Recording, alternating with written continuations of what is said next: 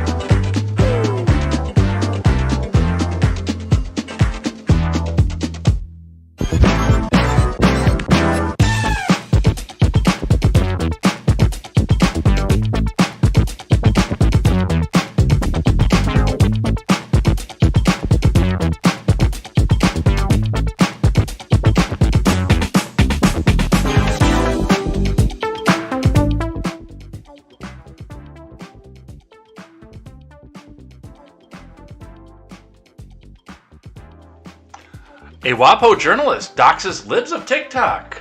So we'll talk just a bit about what's going on there, some of the history about the journalist who has doxed the libs of TikTok, and how I feel about the whole situation, because, well, pretty sure that's why you're here, is to see how I feel about the whole situation. In other news, the TSA mask mandate is over. Yes, it is done. Mid-flight, people were pulling off their masks, and the masturbators of the world are taking this very, very well. So we'll talk just a bit about what's happening with that. InfoWars files for bankruptcy. Bankruptcy protection, we'll talk a bit about what this means and where we go from there. And Elon Musk has threatened to cut Twitter board member salaries to zero as the saga continues about what is going on with him and Twitter. It is going to be all this and more. You're just mad you can't date me. I am Jay Edgar, and this is Contemporary.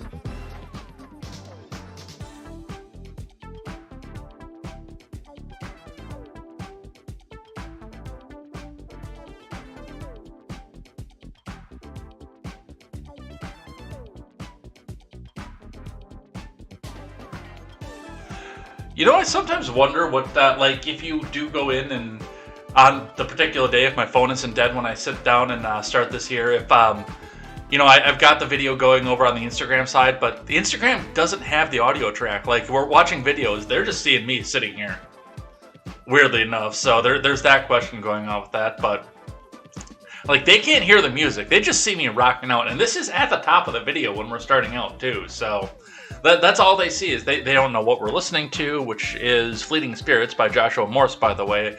They have no idea what's going on with that. They just see me rocking out here, headphones on, ready to go. And by the way, if you are catching this right now, you're watching this over on the Instagram side on the replay. There's nobody watching on Instagram right now, but because it's really early. But if you're catching this on the replay, because we're not using the GoFundMe anymore, I did change the link in my bio back to the YouTube channel. Come join us for the main channel. You can hear the audio, the music track that I put on the background here. You can see the videos that we watch. If you're just watching over on the Instagram side, you don't see the articles, you don't see the pictures that we show, you don't hear the music, which is fucking epic. Video Game Study Lounge by Game Chops over there, and it's copyright free. But you don't get to see any of that. Even if you go over on the Facebook side, for those of you who follow my same Facebook, there's a fan page for my on the Facebook, not my personal, but there's a fan page out there you guys can go look at too. Because yeah, we want you to get your full dose of morning news here. So go check out the rest of the stuff here. It's pretty cool. But yeah, at the very least, you don't get to hear the music that we're rocking out to over here on the other side. But let's get into it. Let's get started because we have got a lot to go over here today. Not as much as we've had on a Tuesday, but there's still quite a bit to go over with that. Let me put the monitors back up over on the other side here so we don't see that. And let's get started. But before we do, head on over and check out turnsofpagesproductions.com. Turns of Pages Productions is going to be your one-stop shop for all of your news and commentary needs. We are going to, once we get started, carry great shows such as the Daily Ignoramus, the Breakdown with Birkenhoff, the R-Rated Conservative, and the Porch Boys. Britt will be joining us back up when she has new programming coming back in, whether it be back with the Freckles and Britt show, the new upcoming project with her and Sean Hickman, or whatever project she is in. She is automatically in the club because we like Britt over here. And a new show as well will be joining us on launch, so go check that out. It's a great time. There's great people.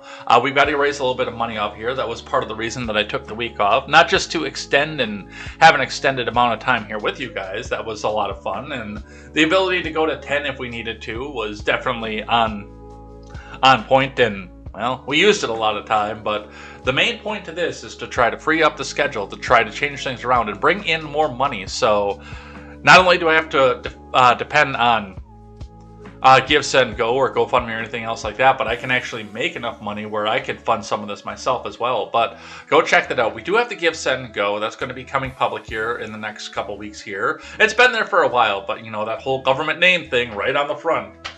You got to watch where that goes and what we do with that. So it is out there, givesendgo.com/turnsofpages101 if you want to help out. If you want to help out the channel, the PayPal, the Buy Me a Coffee, and everything else, the links will be flagged by. Join the Discord, give me news articles, try to make this show better, and for the most part, just tell a bunch of people. Get some more people in. Get your friends in here, especially if you want to see what it is they have to say. If you like discussing news and politics, discuss news and politics in the live chat while somebody else is reading about news and politics.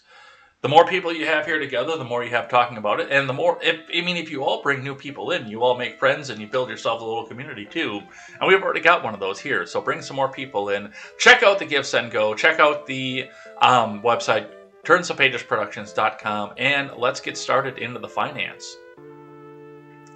Looking in at the Dow had a whipsaw day yesterday, starting up on a fairly significant note and then dropping back down, clawing its way back up, dropping down below the close again, and clawing its way back up, dropping back down, clawing its way almost all the way back up to the close again, but falling just short. About 0.1% short throughout the day, down 39.54 points or 0.11%, ending the day at 34,411.69. So we'll see where that goes. I know energy cost is going to be on board with that. Some of the Easter gaps are going to be on board with that. And, well, just basically some of the other things that we're going to see coming up here as Dems and Republicans both try to promise the world to their constituents if they'll only just vote for them. They'll give them the world if they only just get voted for. Let's get the live chat up. All right. At your Bitcoin. Bitcoin has had an interesting few days. We were talking yesterday about how it bottomed out throughout the day yesterday, and it had a sharp increase back again, now holding back steady around the 40,000 mark. $40,722 US and 80 US cents per Bitcoin. That is up 769.9 over the past 5 days and up well over 1,000 over the past day. So congratulations again for those of you who bought the dip that are going to be looking up on Bitcoin and seeing where that goes and speculating with that as well. So that's where we go with that. The gas prices on Gas Buddy around the Madison area are coming back up, or they're starting to report from the actual Madison proper area. But we're seeing some stuff coming up in the north too from the places we were looking at before. The Costco in Sun Prairie is at $3.55. That is your low price leader in the Madison area. The Race in Sun Prairie as well, $3.55. Going back up to Portage where we were looking at from yesterday with all the super low prices. $3.64 is your low price leader in Portage at the Citgo. Otherwise, Middleton Costco is at $3.65. Wayne's Automotive on Cottage Grove Road in Madison is $3.66. The Quick Trips are at $3.68, so is the Mobile and Marshall. And the East Wash Quick Trip is at $3.69. So we've got a range. We've got some stuff starting to claw its way back up, which unfortunately means that stuff in town here is going to start going up too. I think before I go to work, might have to throw a little bit of fuel and top off in my truck, because if we're going to start seeing prices like this, I'm going to start to see $3.80, $3.90, maybe $4 around here.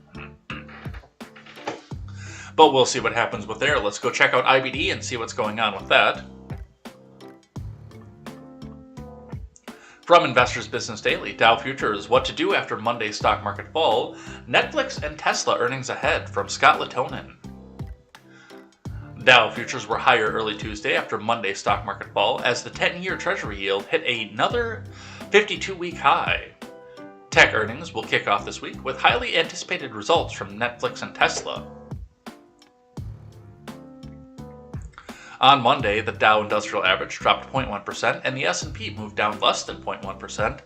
The tech-heavy NASDAQ composite fell a bit more than 0.1% among ETFs. The NASDAQ 100 tracker Invesco QQQ Trust rose 0.1% and the SPDR S&P 500 ETF inched higher. Tesla raised 2% on Monday after this week's earnings results. Twitter jumped 7.5% after the company adopted a poison pill to deter Tesla chief executive Elon Musk's buyout. Despite the struggling stock market rally, Dow leaders American Express, Caterpillar, along with IBD leaderboard watchlist stock Edwards Lifesciences, Murphy Oil, Raytheon, Shell, and Ulta Beauty are among Monday's top stocks to buy and watch. Elsewhere, among the Dow Jones leaders, Apple declined 0.1% and Microsoft traded up 0.25% in today's stock market. Microsoft and Tesla are IBD leaderboard stocks. Caterpillar and Edwards Life Scientists were featured in this week's Stocks Nearby Zone column. Edwards was also Monday's IBD stock of the day, and Caterpillar is an IBD swing trader stock. On your futures, after Monday's close, Dow futures rose less than 0.1% versus fair value. S&P 500 futures lost 0.1%, and NASDAQ 100 futures dipped 0.15% versus fair value. Remember, overnight action in Dow futures and elsewhere doesn't necessarily translate into actual trading in the next regular stock market session. The 10-year yield rose to 2.86% on Monday, its highest level since December of 2018. Meanwhile, U.S. prices rallied around 1%, trading just above 107 a barrel. So there is a lot of stuff moving, a lot of stuff going. Typically, when you start to see the high twos going and approaching threes on the Treasury yield, it means the economy is good. There's going to be a lot of tax receipts. And you're going to make a very, very, very, very handsome profit off a bond. But do keep in mind that that also means that they are printing their way out of whatever it is that they're going. And the economy is in no way good, no matter how much MSDNC tries to honk and honk and honk you about it. So that's what we see coming off of that. Let's grab one from Market Watch quick. Talking about where you might invest. Market Watch says, why consider the Dow transports when they point to a slowing economy? Because these 7 stocks are cheap. From Philip Van Doorn. The Dow Jones Transportation Average has long been considered a good forward indicator of the direction of the U.S. economy, with early signs that an economic slowdown is coming. This might be an obvious portion of the stock market to avoid. Then again, this group of 20 stocks includes 4 that are both expected to be profitable this year and grow earnings at a double-digit pace through 2024. It also includes some bargain stocks, especially if you believe the dark days of the pandemic are behind us. The dark days of the pandemic are behind us. Unfortunately, the dark days of Bidenomics are forward with us. Are in our future, not forward with us. The transportation warning. First, here's the chart showing total returns with dividend reinvested for the Dow Jones Transportation Average. The Dow Jones Industrial Average and the S&P 500 this year through April 14th. And we do see a fairly significant rise coming out through March off of this, but another drop back up off of this. So I don't know what they're trying to do with this chart, but it's not where I would go with it if it was me. Dow Transports have been bringing up the rear following a 5% drop for the Dow Transports on April 1st, a day when the Dow and the S&P were up. Mark Hurlbert called the action a bad omen. He cited government data correlating poor performance among transportation stocks with economic slowdowns over succeeding months. Along with this year's weak showing for the Dow Transports, consumer and wholesale prices increases were at 40-year highs in March, and the Federal Reserve expected to accelerate its interest rate increases and begin reducing its bond holdings soon to counter inflation. Rising rates have given home builders the jitters, and it remains to be seen if the Fed's moves will cause a recession or lead to a soft landing for the economy. Look, I am not an official financial advisor. I am not going to tell you what to do with your money. What I'm going to tell you is this. There is a mixed way to look at with the transports. And again, just like when we talked with the E15, this sector of the economy is my wheelhouse. This is what I know both about who drives the trucks, what the trucking companies do, and how this can affect your wallet. Not how it will, but how it can.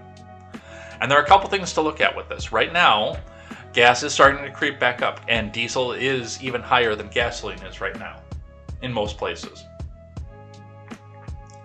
And what I remember from the last time off the last recession is that trucking slowed down when the fuel prices got so high. It had to keep going, obviously, but it started getting gobbled up by some of the bigger companies. But independent owner-operators and just trucking in general did slow down. Now, that is going to be good if you go into one of the bigger operators, and you could square that with yourself. I could not square myself with buying into J.B. Hunt. Morally, not financially. Financially, I can square it left and right.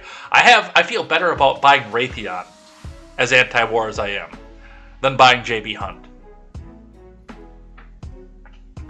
That being said, you do need to do what's best for your family. You need to consult with a financial advisor about that. The other side to look at with this is if we do get into drill baby drill and the speculations start to look better coming into the midterms, plus the strategic oil reserve, even though gas is still going up, with the strategic oil reserve, that could make a push, especially with people trying now to get more people transporting goods to free up the supply chains coming up to the midterms. But you're going to be very, very much affected by the midterms and who wins in DC coming up after the election. Because if and I'm going to tell you right now, if Democrats win coming up in the election, they're going to do everything they can to try to hold the gas prices down after the strategic reserve, including probably opening back up the oil reserves again. Not the oil, well, no, they'll probably go after the oil reserves, but opening up every federal land they can to try to keep it down. Otherwise, they will be carried out on pitchforks by their neoliberal buddies, and they, I guess, don't feel like they have to worry about their EPA buddies, their environmental protection buddies, the climate change crowd. They don't have to worry about them as much. I don't think that they believe that. But if Republicans win in DC and you're in transport stocks, do expect diesel to go close to $7 a gallon, and adjust your portfolio accordingly, and always consult with a financial advisor over what's best for your portfolio, not some guy on the internet. So that's what we see off of that. That's my advice to you. It's not official financial advice. My official financial advice is always check with your advisor. But that is still something to watch as we go. Let's get into the main news of the day. Starting with the title card from Taylor Lorenz herself. Now, we are going to read this article, and yes, I'm going to read the author name, obviously, because she put it out there. But when we read the article, I am going to avoid the name of the woman who is behind Libs of TikTok. Because I don't feel it's right that they doxed her like that.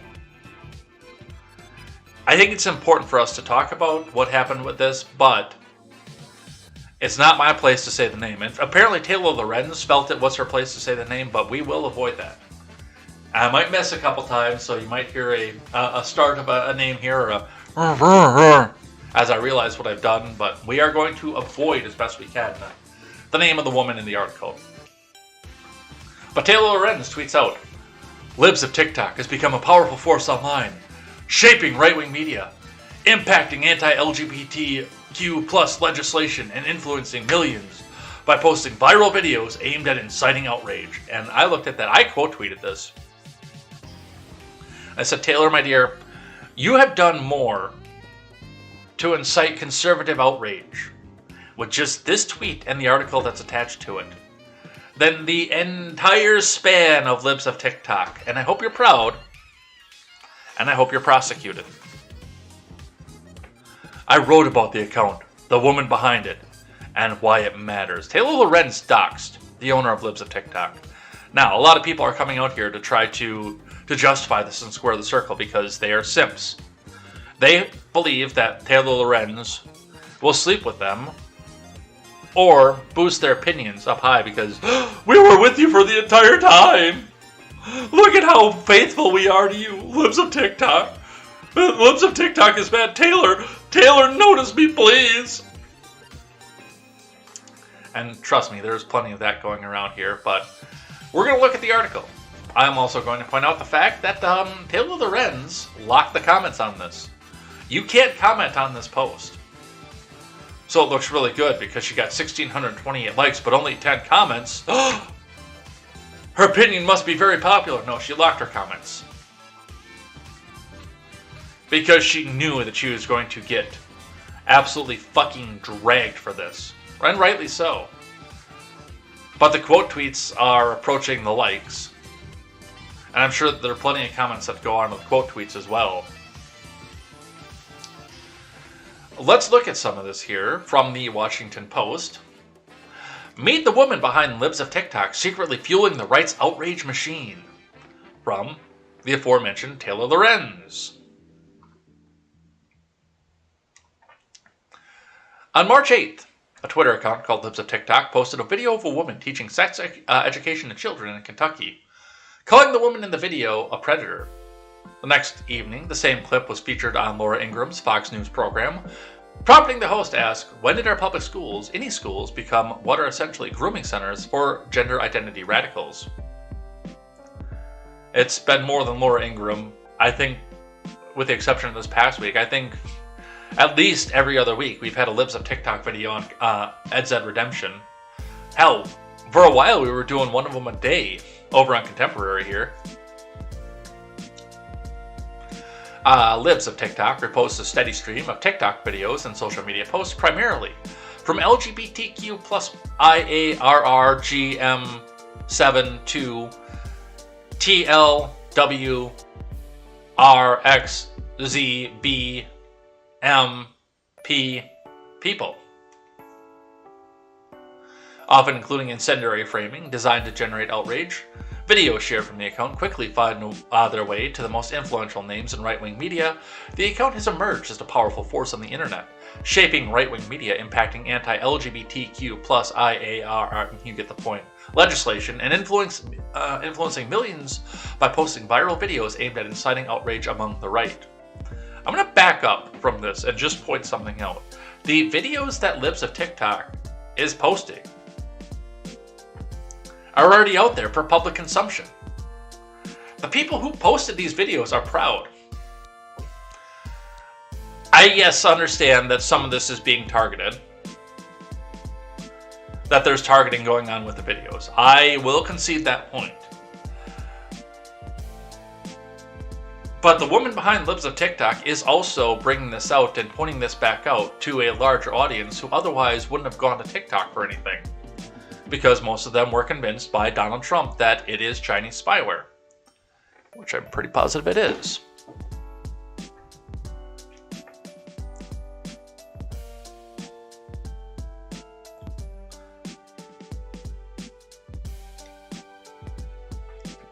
The anonymous account's deep impact and far-reaching is deep and far-reaching, rather. Its content is amplified by high-profile media figures, politicians, and right-wing influencers. Its tweets reach millions, with influence spreading far beyond its more than 635,000 followers. Dude, bro, we gotta get those numbers up.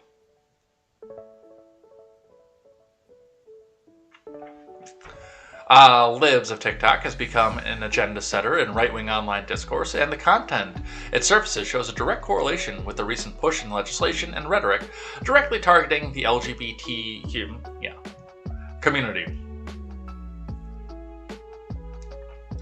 Libs of TikTok is basically acting as a wire service for the broader right-wing media ecosystem, said Ari Drennan. They're gonna keep throwing that fucking acronym at me. Program Director for Media Matters, the progressive media watchdog group. It's been shaping public policy in a real way and affecting teachers' ability to feel safe in their classrooms. You're posting the videos out there publicly! Okay, let me back up here and say, if Libs of TikTok was only posting videos that some student came out who had his tablet or his phone, I've got my old phone sitting over here because I tried to recharge it and see if I could fix it and get it sent out for repair or sale off of this. Anybody wants a Motorola Z-Force? I don't know why the hell you ever would, because it's a piece of crap. But I'm looking to get rid of the thing right now. But, you know, if this was some kid sitting back here on the back with this while his teacher says something crazy and then posting it to Libs of TikTok, I would have a very different opinion off of this. All that Libs of TikTok is doing is coming out and reposting stuff that these teachers have posted themselves proudly. With mostly the message behind most of it of get your kids out of these godforsaken public schools.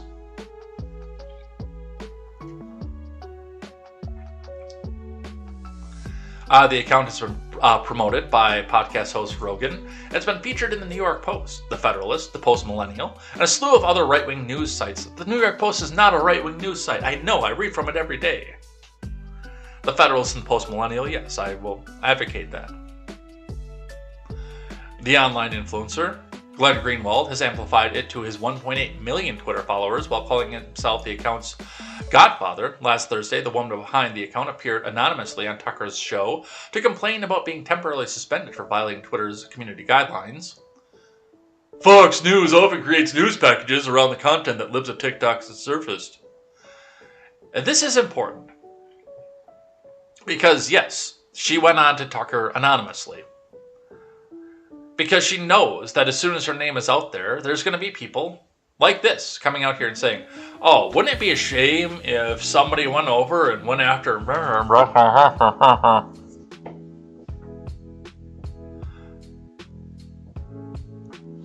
The role I've seen this account playing is finding new characters for right-wing propaganda, said Gillian Brandstetter, a media strategist for the ACLU, is relying on the endless stream of content from TikTok and the internet to cast individual trans person as the new villain in their story.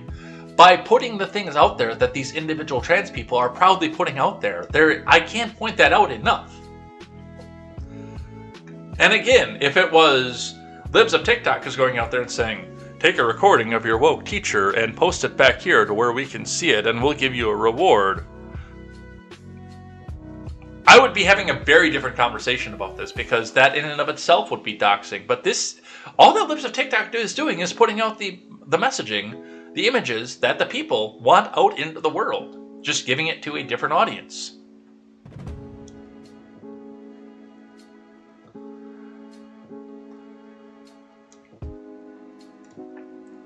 Throughout its increasingly popular posts, and despite numerous media appearances, the account has remained anonymous, but the identity of the operator of Libs of TikTok is traceable through a complex online history and reveals someone who has been plugged into right-wing discourse for 2 years and is now helping to drive it.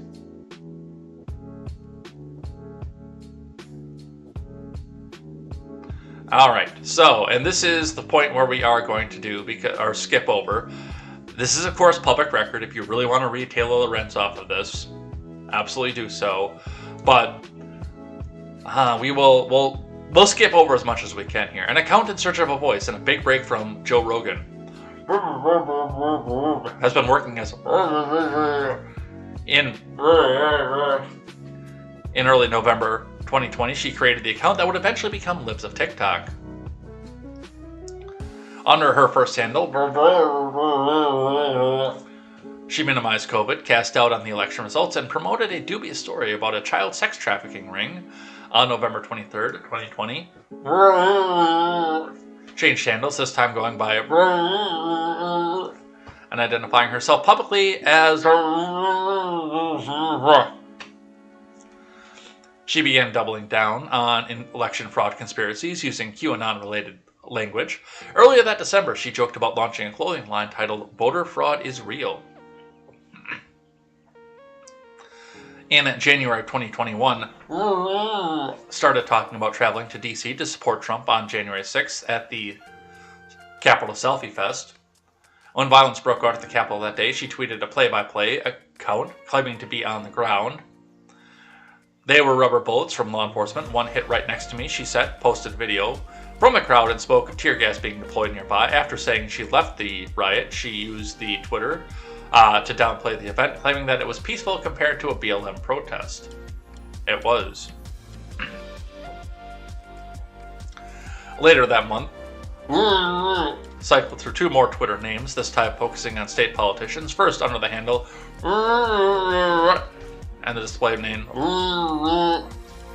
then under the new handle Cuomo Must Go. I'll use that one because that one doesn't have any personal details. She railed against Andy Cuomo, calling for him to resign. She promoted efforts to recall Newsom, and she began posting about Ron DeSantis, calling him actually brilliant. She's not, by the way. By early last March, she pivoted to a parodied account titled Houseplant POTUS, pretending to tweet as if she was a houseplant living with President Biden, who himself is a houseplant. She revamped her avatar to look like a small shrub with Biden's face on the leaves. At this point in time, she also claimed to be proudly Orthodox, living and working on her Twitter bio.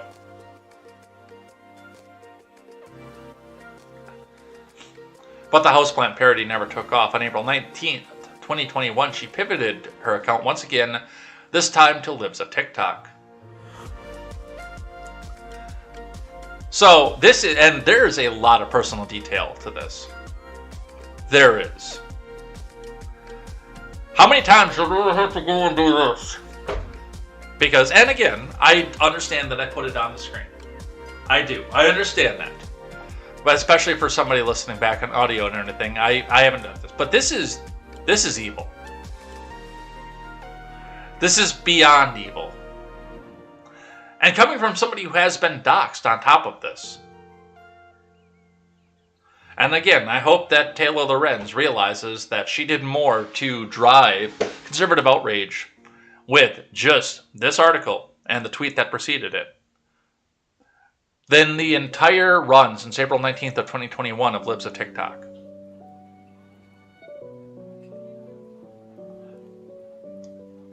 I would say, why would you do this? But you know what? I understand why you're doing this. Parents are pulling their kids out of the public school, which they need to be, which is outraging the teachers union, which is a major mega donor to the Washington Post. And also pushing the outrage mob of things like the Parental Rights and Education Bill in Florida, and a slew of other parental bills of rights for public schools, which your kid should never go into in the first place.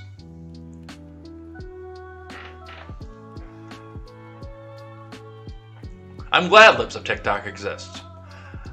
I hate the fact that this woman's real estate investment is probably going to tank at this point. Because a Washington Post journalist named Taylor Lorenz felt that it was her duty to go and tell the world who was behind Libs of TikTok.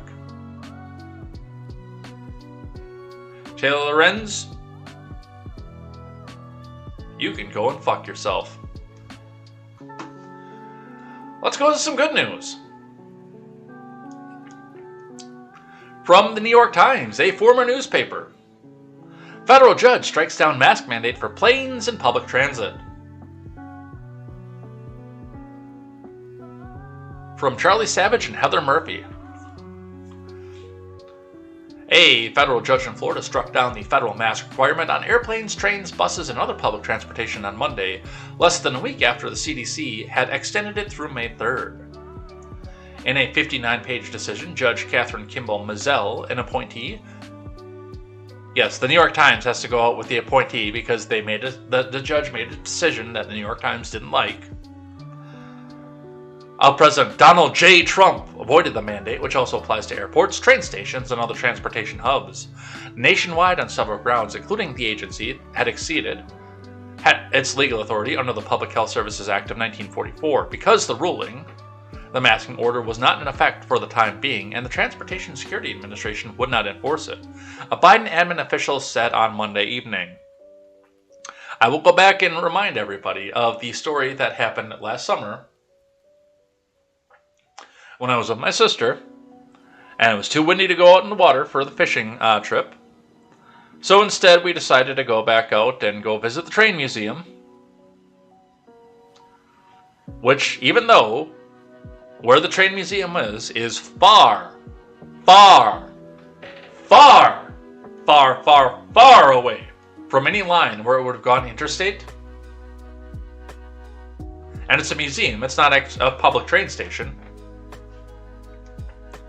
It is still, because it's transportation, governed by the authority of the TSA. And we were stopped inside in Wisconsin, what has at the time had no mask mandate literally anywhere else in the state of Wisconsin. Because this museum was governed under the authority of the TSA, we all walked in there unmasked, and the girl at the counter, who was leaned back in her chair like this, playing on her phone, with her mask down around her chin, got up, pulled her mask back up under her nose, and said, I'm sorry, I can't let you in here because we have a mask requirement. But it is no more. It is done. It is over. The official said the admin was still reviewing the decision and assessing whether to appeal it, and that the CDC still recommended that people wear masks in enclosed public transportation settings. And if you want to, then do it. The ruling left it up to individual airlines and local transit agencies to decide what to do, and some began dropping the policy. On Monday night, United Airlines said it would no longer require masks in American airports or on flights within the U.S. and some flights abroad. While this means our employees are no longer required to wear a mask and no longer have to enforce a mask requirement, for most of the flying public, they will continue to wear masks as they choose to do so, as the CDC continues to strongly recommend wearing a mask on public transit, the airline said in a statement. Good, congratulations, you have that freedom. If you want to wear the mask, I will probably make fun of you for it. Probably not to your face, because I do respect your individual liberty, but I will probably come behind this microphone and make fun of you for it. All the while noting that you do have the freedom to do so. You can go put that mask on, you can put 2 masks on, you can put 5 masks on. You can get jabbed until your blood turns entirely into vaccine. If that is what you feel is the best to keep yourself healthy. The latter I do not recommend. But if you feel that's what makes you the safest, God fucking speed.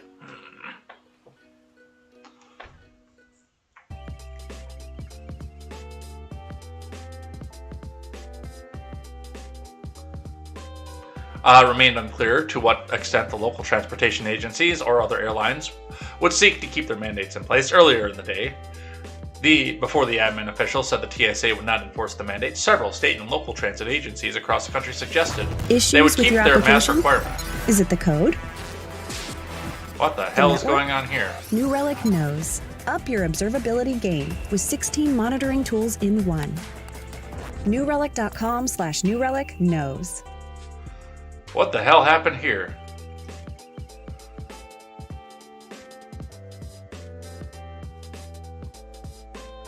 Well, that scared the shit out of me. Alright, let's keep going.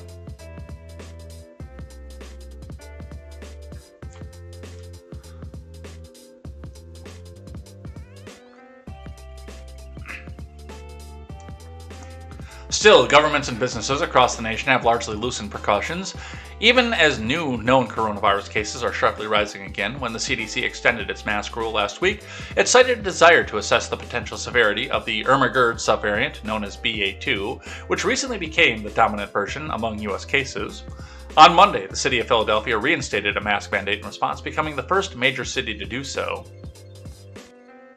So, we will not be going to Philadelphia ever again. President Brandon had called on the CDC to impose a mask mandate for travelers shortly after his inauguration, and the agency did so starting on February 2, 2021. It extended that mandate several times. In July of 2021, the Health Freedom Defense Fund, a Wyoming-based advocacy group, filed a lawsuit challenging its legality. In a statement, the group called the ruling a victory for basic American liberty and the rule of law, and quoted its president, Leslie Manookian, as adding, "Unelected officials cannot do whatever they like to our personal freedoms just because they claim good motives and a desirable goal." So, a lot of information over here, and, well, this is what we see. The mask mandate, at least for TSA, is over. Now, there have been some reactions to this, and we do need to look into some of what happened with that. From the New York Post, airports, airlines across the U.S. begin to drop mask mandates after court ruling. Travelers were celebrating across the country Monday as airports and airlines dropped their mask requirements after a Florida federal judge voided the admin's mask mandate for planes, trains, and automobiles on Monday. But confusion also accompanied enthusiasm as some airports, airlines, and transportation agencies had yet to announce whether or not they would continue to enforce the mandate or confirm that masks are still required. Following the ruling, United Airlines, Delta, Southwest, and American Airlines all relaxed their mask policies for customers, crews, and workers. Feels good to be flying the moment the mask mandate was lifted. People are literally celebrating in this airport, Darren Smith tweeted on Monday night. United and Delta lifted the mask requirement for all domestic flights. United also said the change of policy would apply to select international flights, while Delta said masks would also be optional on most international flights. And that is one thing to pay attention to as well when you're going internationally, is that you do have to follow the customs for the country you are going into. While you are on U.S. soil or international waters, you are safe and fine. But, well, yes, once you're in that country, you do have to adhere to their laws. You're a guest in their country, and if you don't like it, don't go to that country.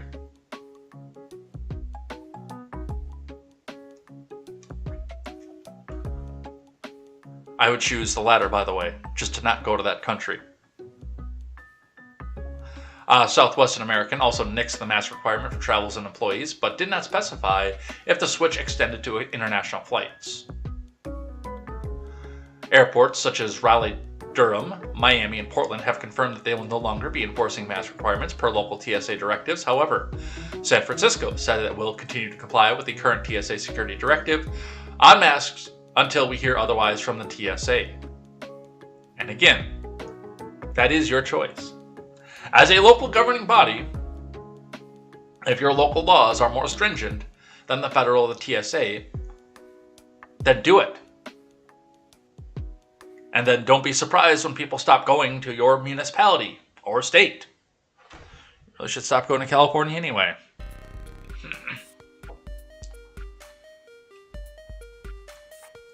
The Port Authority, which operates JFK, LaGuardia, Newark, Teturbo, as well as Port Authority Bus Terminal and PATH rail system, has not yet made an announcement regarding the mandate suspension. In New York City, subway and bus riders have been instructed to keep their masks on. I believe that is a municipality directive, not a TSA. The mask requirement on public transit in New York remains in effect for now, pursuant to a March 2nd, 2022 determination by the New York State Department of Health, the MTA said in a statement on Monday night. So there are just a few people who are making the decision whether or not to do so. Let's grab one from CNBC. Give me just 1 second.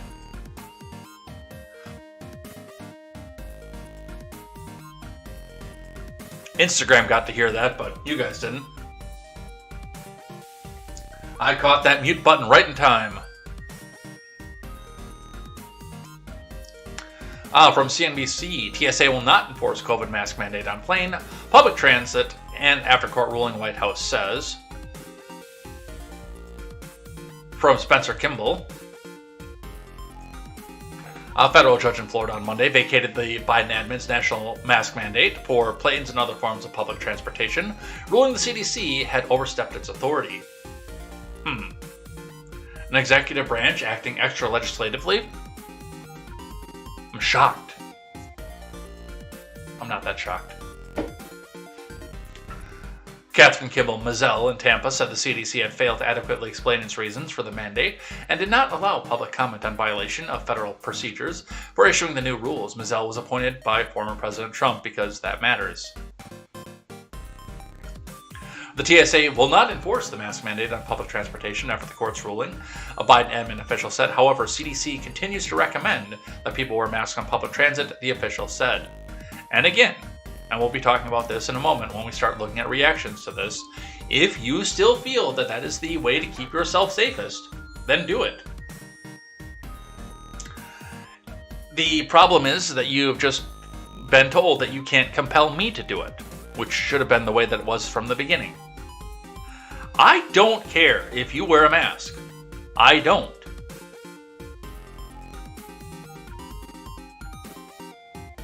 If you feel that is the way that keeps yourself safest and you have to have 45 vaccines to get it, I know that there were people, like, all the way back at the beginning of this, when we did the fundraiser, when I had to take it back over for Rob because his internet was dropping out.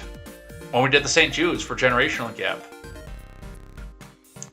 And Britt was on for a while in the midst of it. At the very beginning of this entire thing, with immunocompromised children wearing a mask, and saying that she will be running out to get the vaccine at the very, very start of this, because she will do whatever it takes to keep her kids immunocompromised safe. She will do literally whatever it takes, as a good parent would. She doesn't believe in the mandates, but she still wore it, and she didn't believe in the vaccine mandates, but she still went out and got the jab, the holy jab, because it was informed to her at the beginning that, yes, this is the way to keep you safe, and to keep your kids safe. Now, she has since come to the realization that she was lied to over that, but you can't go back and get unvaccinated. But yes, at this point, they recommend it. If you want to do it, but they're not going to make a fine. They're not going to kick you off. They're not going to make the TSA throw you back out or have the air marshal take you off the plane or anything else like that.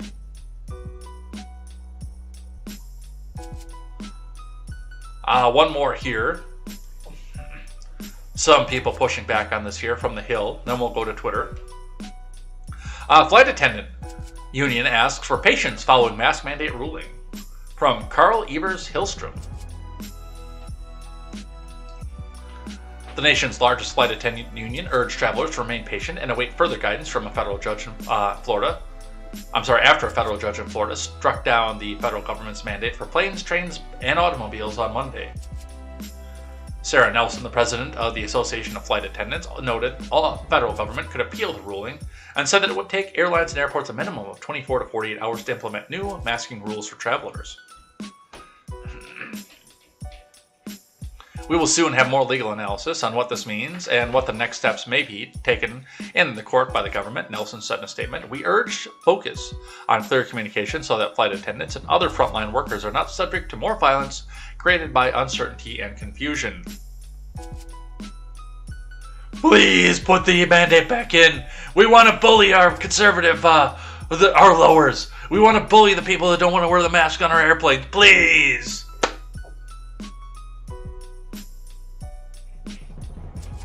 So we'll see what happens with that. Some blue checks. Rosanna Arquette tweets out, I will not fly without a mask. Rosanna Arquette is blue checked. Official Twitter for Rosanna Arquette, mother, activist, actor, director, podcast host of Radical Musing. Racism is terrorism. Well, this person is clearly taking the end of the mask mandate well. My tweet, right up on top. Well, you know what? Let's look at some of the other people here. Gia Monroe, I wear a mask everywhere I go and I will be interacting with people. It's simple. Part of my uniform until I decide I am safe. A random judge in Florida will not change that. Cool. Enjoy. I will not. Emily, unfortunately masks protect others more than they protect you, and the number of noses I saw on my flight home just now makes me crazy. Usually the same people are coughing their heads off the entire flight.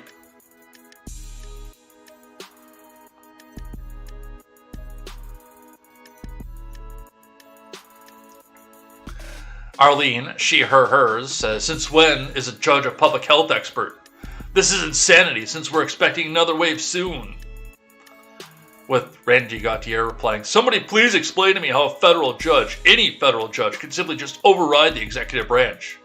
Well, that is called checks and balances.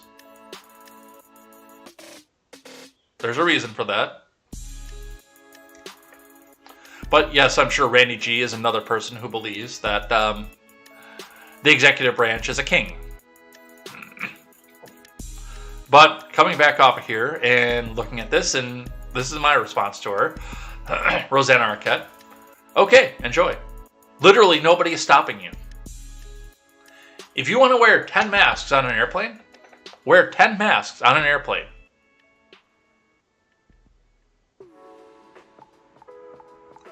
Nobody's going to stop you. Again, we might make fun of you. If I see you, Rosanna Arquette, on an airline, which I may or may not use again now that they've done this back off, I will probably come back to my microphone and say, you'll never believe what this bitch was wearing on this flight. I mean, look at this one person in a mask giving the Karen eyes and shaming everybody else. Look, I can't believe what this bitch is doing. I might do that, but I'm not going to stop you from doing what it is that makes you feel the safest.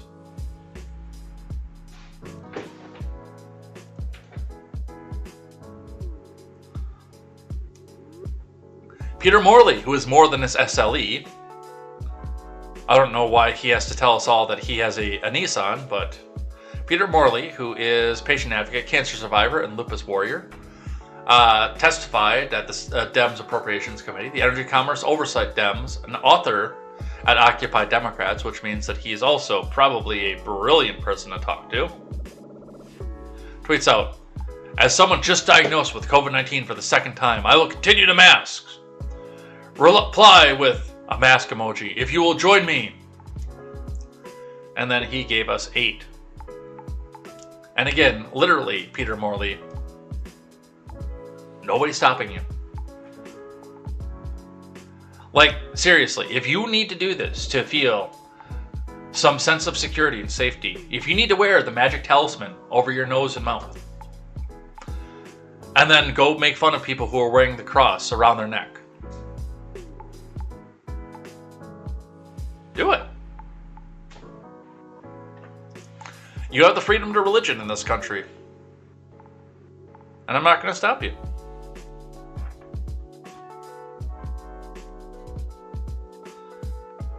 Alright. So that's what we see for the masking mandate. That's all over. Congratulations. We wrote it out. What else do we have here? The Easter Bunny. The Easter Bunny. We talked about this yesterday in Contemporary, but it hadn't been out, or I'm sorry, on KTZed Redemption, but it hadn't been out for Contemporary yet. Thank you to Elaine, by the way, for posting this back out for the video. That's who she quote tweeted Gangatano, and then I pulled it back here for Contemporary, so thank you for that. I'm still friendly with Elaine. I still think she's awesome. Even though we don't work together anymore, I still think that she's awesome. Source familiar tells me that Megan Hayes, special assistant to the president and director of message planning, is one of the two bunnies because Joe Biden was quickly interrupted by the Easter Bunny after he starts to comment on Afghanistan and Pakistan at the White House on the Easter egg roll. Let's listen.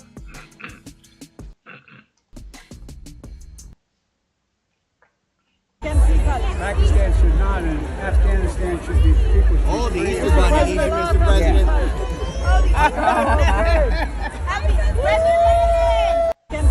Pakistan should not, and Afghanistan should be people. Oh, the Easter Bunny, Mr. President.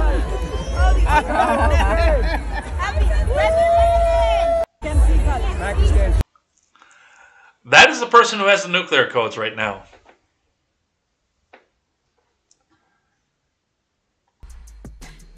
Let that sink in for just a second. That is the person who has the nuclear codes and is just, well, not who's deciding foreign policy. He's not deciding, but has to sign for foreign policy right now.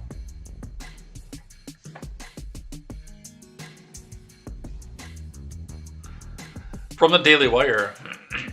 Who's inside the bunny suit? The big reveal explains why the Easter Bunny wouldn't let Biden go off script. And that's the biggest part of this is we have a president who cannot be allowed to be off script for a second. If he starts to go and talk about something that he literally knows nothing about, the Easter Bunny of all people will come in and drag him up. Here comes Peter Cottontail coming to make sure that the president doesn't go off script. From Virginia Kruta.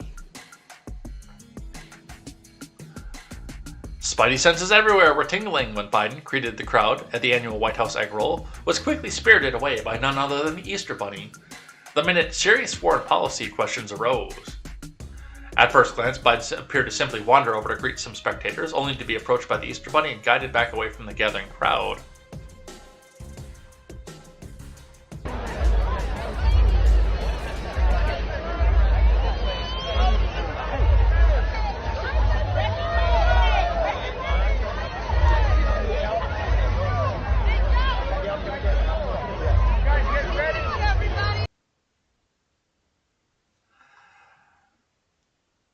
That's the guy that has the nuclear codes. Why is the Easter Bunny directing the President of the United States?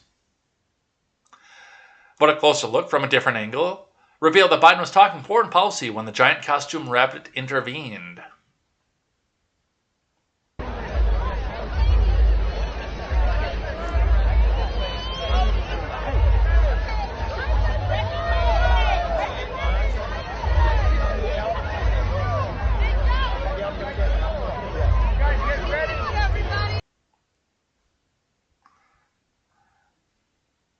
Biden was incoherently mumbling about Afghanistan, so now we know why the Easter Bunny ran over to interrupt.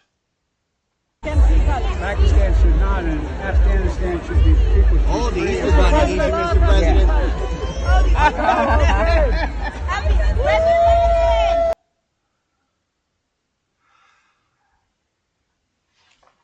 Which, and I mean, that's a part of it. Like, if they bring him out to the press briefing, they give him the names of journalists that he can call on, and what they're going to ask, so he's prepared for that.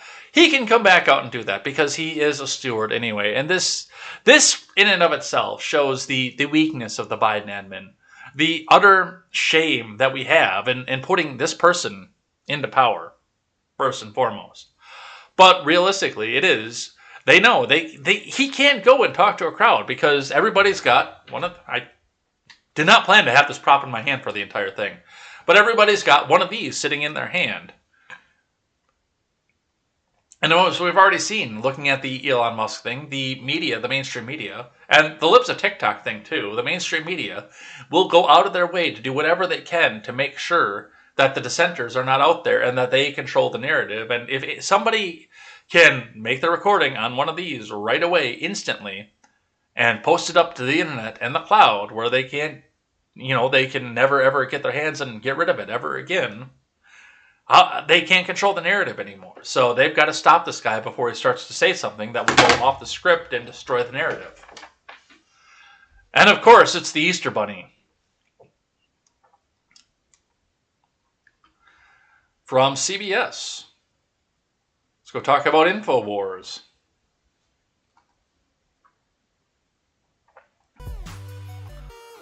Alex Jones InfoWars files for bankruptcy in the wake of defamation suits over his assertions that the Sandy Hook massacre was a hoax. From no author given.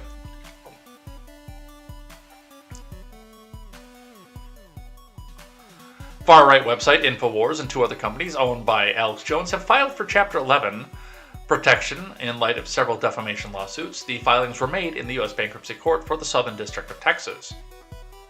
Chapter 11 bankruptcy procedures put a hold on pending civil litigation while letting a business keep running as it prepares a turnaround plan.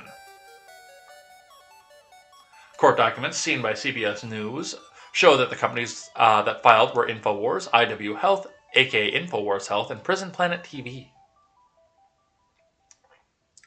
InfoWars says in the filing that it has assets of $0 to $50,000 and liabilities of $1 million and $1 to $10 million.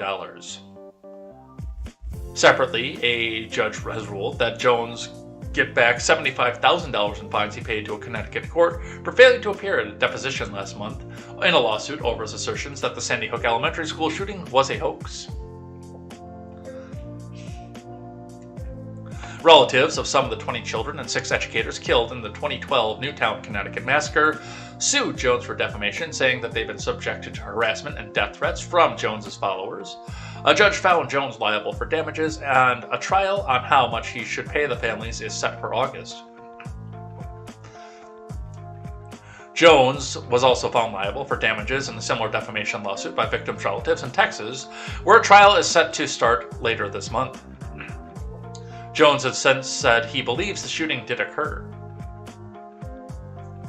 Judge Barbara Bellis in Waterbury ordered the return of the money last Thursday because Jones eventually did show a rescheduled deposition. The fines, which escalated daily, were aimed at making sure Jones appeared for the questioning. No, they were aimed at making sure that he had to go through something like this. Now, of course, one of the things that we see off of this, one of the reasons that this is going on is because the left immediately believes they didn't read this article. They read the headline. InfoWars files for bankruptcy, and they're sitting over here doing the little happy dance. They're saying, "We got him! No more InfoWars! Alex Jones is no more! We have defeated him!" Which, by the way, if he actually is going into bankruptcy, you might want to go check on Alex's neighbors. They might be missing their asses after this. And you might get the distinct smell of ham from Alex Jones's neighborhood. But no, this is not, they're not shutting down, they're not going away, they're not even going out. They're going into a protected status at this point to try to keep the assets from InfoWars free and clear from what Alex Jones is going to have to pay out for the lawsuits. Let's grab another one here from Fox 10.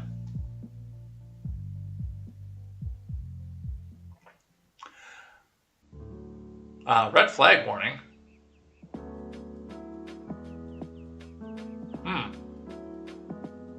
I don't know what's going on in Phoenix, but hopefully you guys are safe.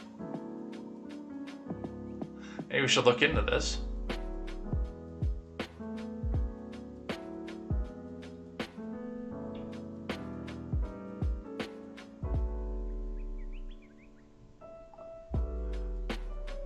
It's all National Weather Service, and it says there's a possible threat to life or property in X areas, but they don't say what it's from.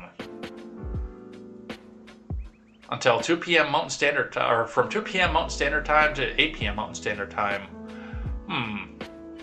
Red flag warning.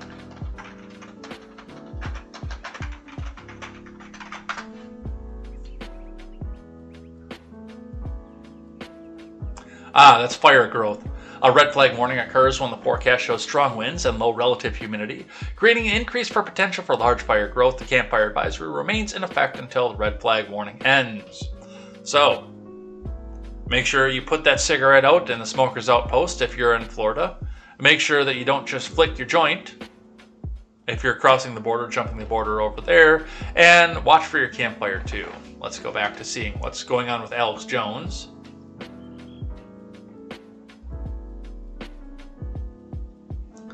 InfoWars files for bankruptcy protection amid Alex Jones defamation suits. InfoWars has filed for Chapter 11 protection as the website's founder and conspiracy theorist Alex Jones faces defamation lawsuits over his comments that the Sandy Hook Elementary School shooting was a hoax. The bankruptcy filing on Sunday in Texas puts civil litigation on hold while the business reorganizes its finances. The filing came a week before a jury in Texas was set to begin considering how much money Jones, who has already lost the defamation lawsuits, should pay to the families of Sandy Hook victims. In its court filing, InfoWars said it estimates assets of $50,000 or less and liabilities of $1 million to $10 million. Creditors listed in the bankruptcy filing include relatives of some of the 20 children and 6 educators killed in the 2012 school massacre in Connecticut. So, yeah, this is for the most part a protective thing. We're not looking in at something where we're never going to see InfoWars again. We're never going to see Alex Jones again. In fact, when War Room pops up, I'm willing to bet that a lot of these leftoids who spread this story around, telling us, it's the end of InfoWars, are going to be really surprised when they find, why is InfoWars still out there? I thought we got them shut down and bankrupted.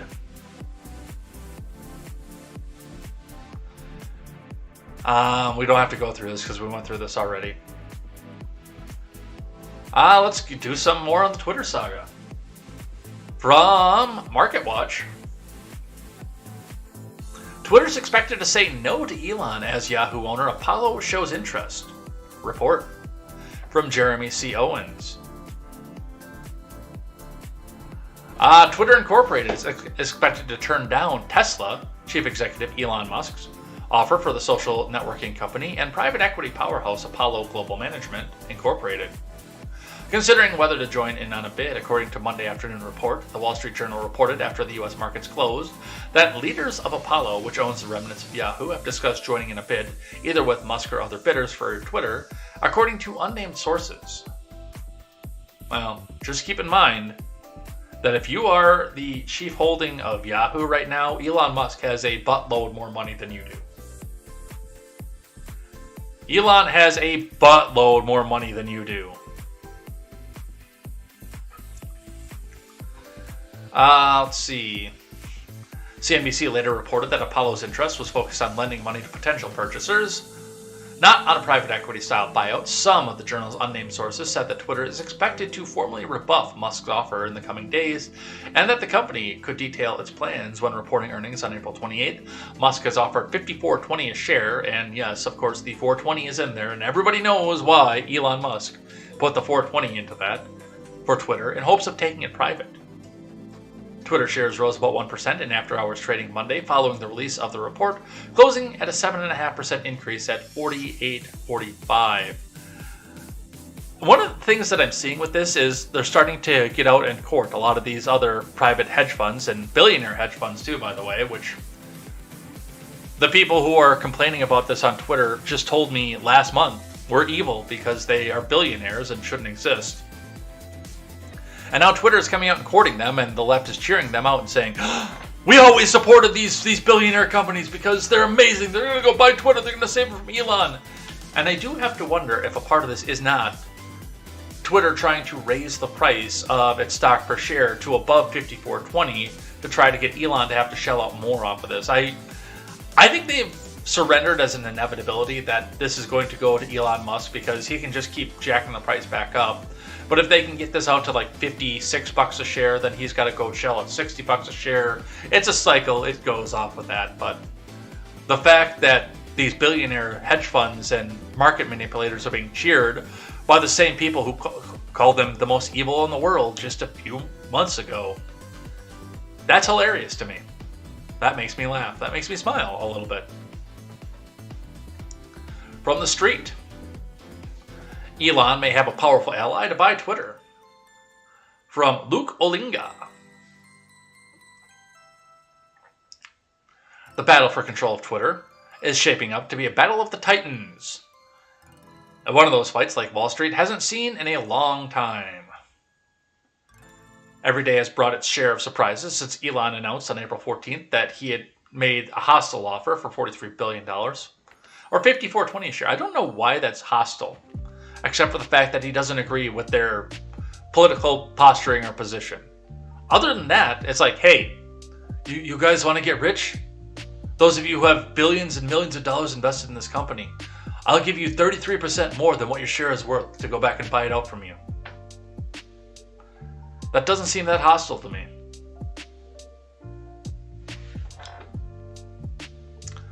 The serial entrepreneur also said that it was his best and final offer. However, he did not give detail on how he intends to finance the operation.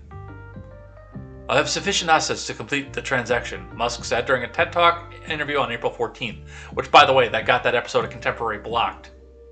Just so you know. You can go back and watch it again, but those sections are cut out. They trimmed them back out. Musk is the richest man in the world with an estimated fortune of $251 billion as of April 17th, but not in liquid cash, that is assets. According to Bloomberg Billionaires Index, the fortune is mainly in equities. He would therefore have to sell his Tesla shares or his SpaceX shares to have the cash he will need. No, I'm sure that he will not.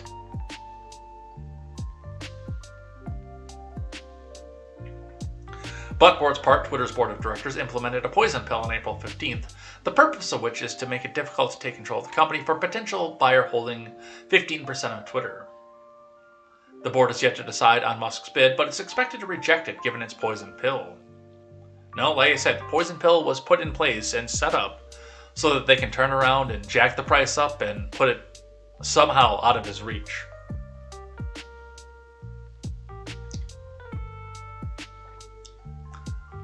So that's what we see coming off of that. From CNBC, ex-CEO Dorsey criticizes Twitter board. Musk says it owns almost no shares. From Lauren Feiner.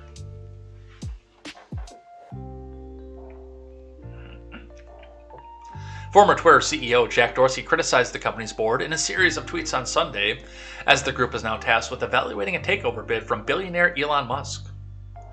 Responding to another Twitter user describing the plots and coups that played out early in the history of Twitter's board, Dorsey replied, "It's consistently been the dysfunction of the company.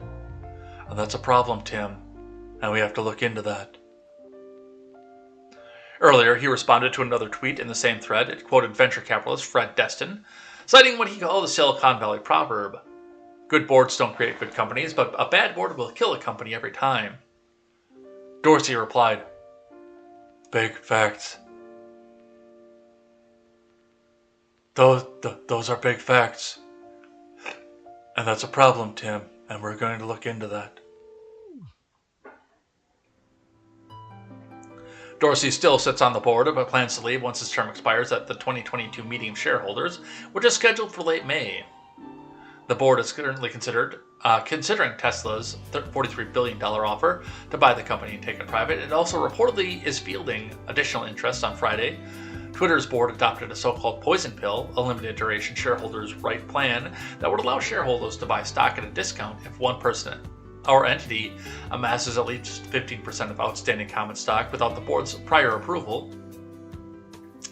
Musk recently revealed a more than 9% stake in the company before his takeover bid. So, we'll see what happens with that. From Yahoo Finance, Twitter board gets an F for dealing with Elon Musk, former SEC chairman says. From Brian Sazi. Twitter's board is doing a terrible job at handling the Elon Musk situation, said former SEC chairman Harvey Pitt. "I would give Twitter's board an F," Pitt said on Yahoo Finance Live. "I believe under the circumstances, they need to check out whether this was a real bid.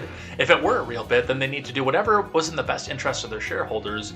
This is a price that hadn't been seen in quite some time. The number is at least a legitimate frame of reference, and the board's unwillingness to treat it seriously strikes me as worthy of a poor grade."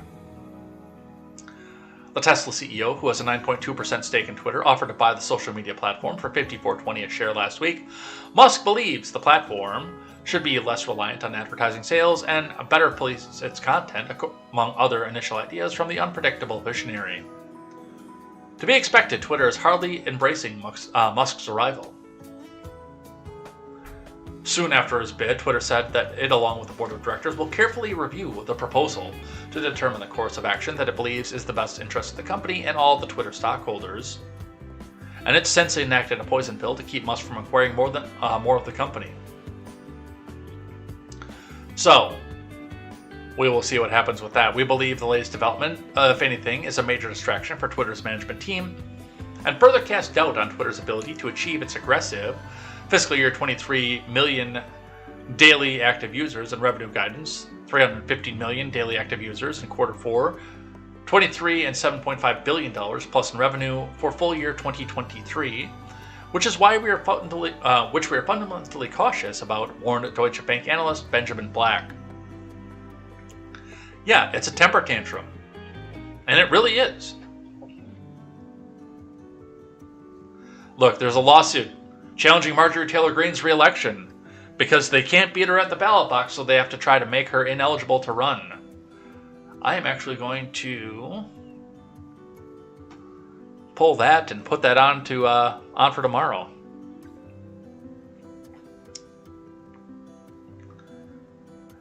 And this is something to pay attention to as we're going into political season right now. And that is the fact that a lot of these people, the detractors of Cawthorn, Green, Gates, Trump, for that matter, they don't believe they can beat him at the ballot box. They have to find whatever backhanded way they can find to make it illegal for these people to run, because they will get curb stomped at the ballot box. No matter how much Marcus Flowers has outraised Marjorie Taylor Greene in financing coming up for the election, most of his stuff is coming from out of state. All of your Democrat bids, and we'll talk about this more tomorrow too, but all of your Democrat donations go to secure.actblue.com. They go into one major pool. And it was also pointed out that this is what they did with BLM donations too. All the BLM donations didn't really go to, well, some of them went to, anything that went through their ActBlue website got redirected out to Biden. I had asked Midget B how that works now with the fact that they were still able to buy a $6 million mansion. But yeah, if you went through ActBlue's BLM fundraising, that all went to Joe Biden.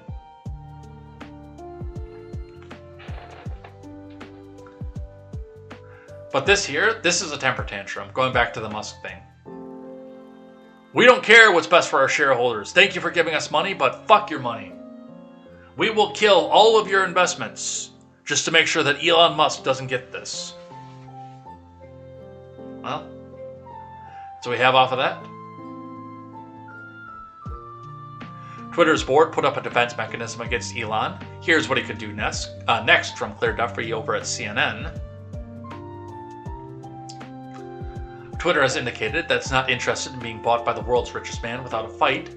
The social network's board made a defensive maneuver that could thwart Elon's takeover bid, but still has a range of options to suggest that this Silicon Valley showdown is likely far from over.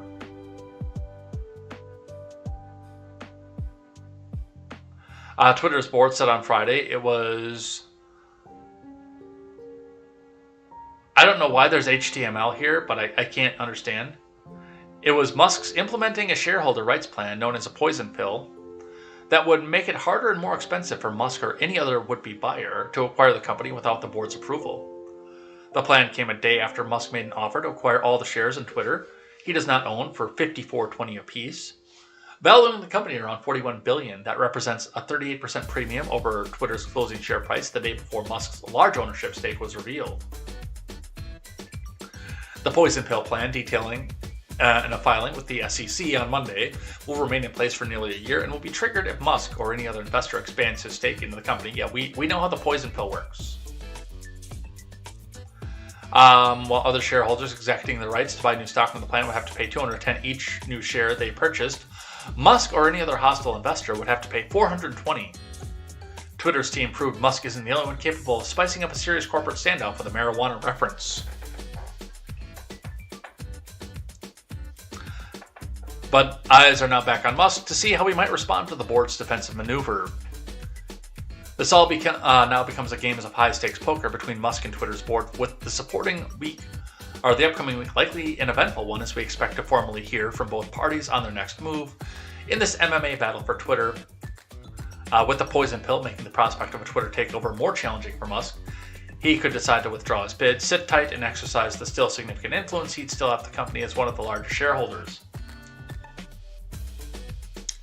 But for Musk, who said that last week he doesn't like to lose, that may be an unlikely course of action, Musk said his acquisition offer letter, "I don't have the confidence in management, nor do I believe that I can drive the necessary change at Twitter in the public market," and added that he might reconsider his position as a shareholder if the board rejects his offer.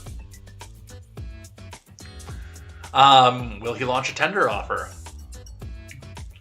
The media and the industry experts have been breathlessly following the Twitter feed for possible clues about his next move, a testament to the unusual nature of the situation. Some wondered whether his tweet on Saturday with the phrase, "Love me tender," was a hint that he's considering circumventing Twitter's board by offering to buy up shares en masse directly from other shareholders through a tender offer.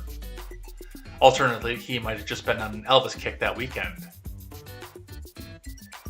The tender offer could potentially trigger the poison pill. However, Musk could launch a conditional tender offer, making the sale of the shares contingent on the Twitter board withdrawing the pill, said Ellie Klein, partner and head of the M&A Securities Group at the law firm Schulte, Roth & Zabel. Look,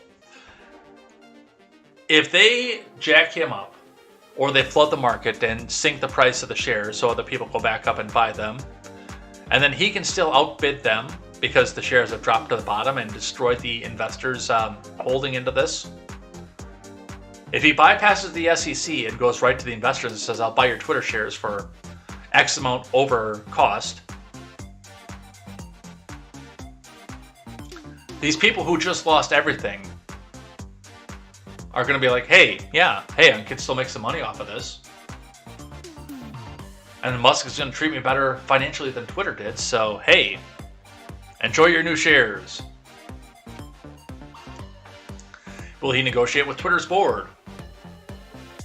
Well, he'll probably try, but probably not. Or will the fight escalate? Probably. But that's what we see coming off of that. Another one from Yahoo Finance. Musk threatens to cut Twitter board member salaries to zero as his takeover bid morphs into a referendum on the company. From Will Daniel. When Musk revealed that he had paid nearly $3 billion investment in Twitter on April 4th, not many would have anticipated the soap opera that was about to begin. Oh, but the federal government is loving it because they can slip all kinds of stupid shit into the media or into the discourse without the media having to pay attention to it. You know, like drill baby drill. In a matter of weeks, Musk went from deciding whether or not he would join the Twitter board to launching a full-blown $43 billion hostile takeover bid to gain control of the company. And then the poison pill, we talked about that to death. On Monday, in response to a tweet that argued that Twitter's board interests aren't aligned with his shareholders because of lack of insider ownership, Musk said that if he was to acquire the company, he will cut the board member salaries to $0. Board salaries will be $0 if my bid succeeds, so that's $3 million a year saved right there, he wrote. I'm willing to bet it's more than that. Musk's tweet about the board member salaries, yet another sign that his original bid to buy Twitter has transformed into a referendum on the company. So, I guess we'll see what happens and we'll see where this goes, and I'm sure we'll talk about this again. We've got just a few more here, and then we'll head out of here we'll do Twitter trending and head out of here for the day. From the New York Times, a former newspaper, a guest essay on the opinion page, also known as Knucklehead Row. Elizabeth Warren, Democrats can avoid disaster in November.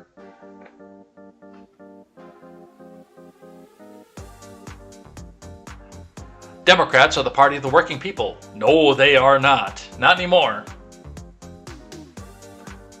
They convince people that they're the party of the working people while they go back and court their big billionaire buddies. That is the first lie in this article.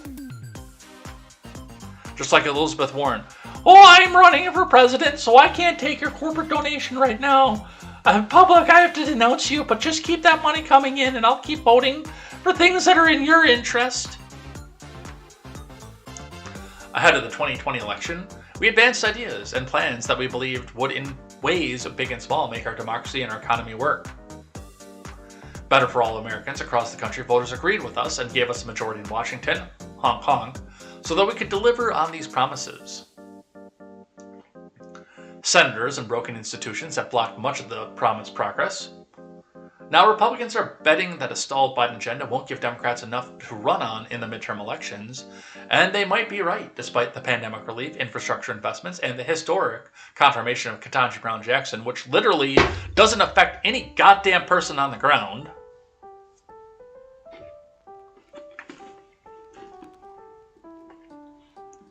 We promised more, and voters remember those promises.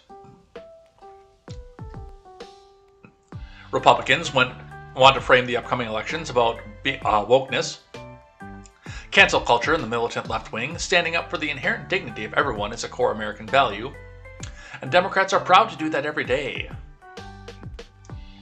While Republican politicians peddle lies, fear, and division, like the ones I've already called out in this article, we should use every single one of the next 200 days or so before the election to deliver meaningful improvements for working people. Democrats win elections when we honkify the ballot box and show that we understand the painful economic realities facing American families that they caused, and convince voters that we will deliver meaningful change. To put it bluntly, if we fail to use the months remaining before elections to deliver on more of our agenda, Democrats are headed towards big losses in the midterms. Boy, that sure sounds to me like you're peddling fear and division.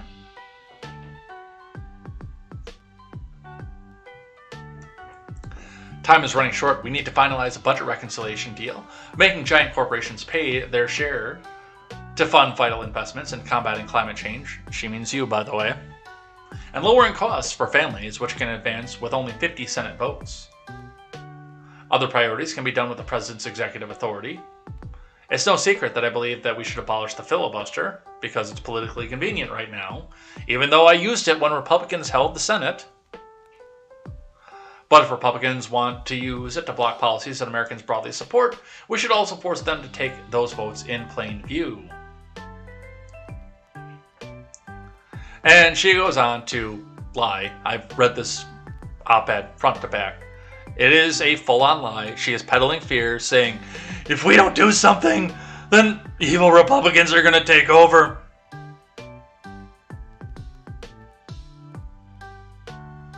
Look, you've proven full out what happens when you have power. That you come back out and you wreck things left and right, and then go blame the other person. It's not a buck stops here president. It's always a blame the other person. And Democrats have a track record, a history, especially when they come back out of Republican control, of wrecking the economy. And they're trying to tell you, this is why we need universal health care. Your gas prices are too high, your heating prices are too high, your rent is too high. That's why we need to abolish landlords and make the state, the government, the universal landlord. Your student loans are too high, that's why we need to abolish them. Your gas prices are too high, that's why we need to accumulate all the wealth back in here, and after we take off a modest stipend for ourselves for being the progenitors of the transaction, then we need to turn around and give you what you need to survive. This is all about power.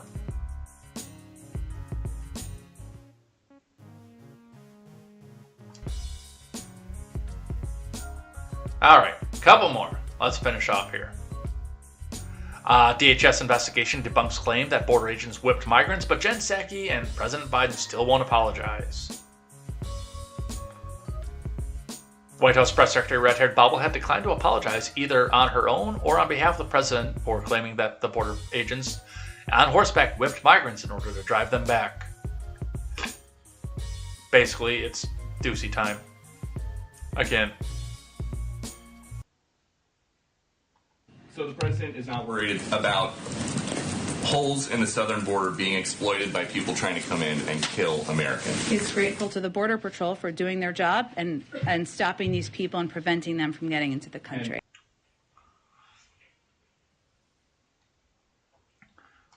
One additional question about something that happened a few months ago down at the border. We've been told that the mounted Border Patrol officers the president accused of whipping migrants have been notified they will not face criminal charges. So when is the president going to apologize to them?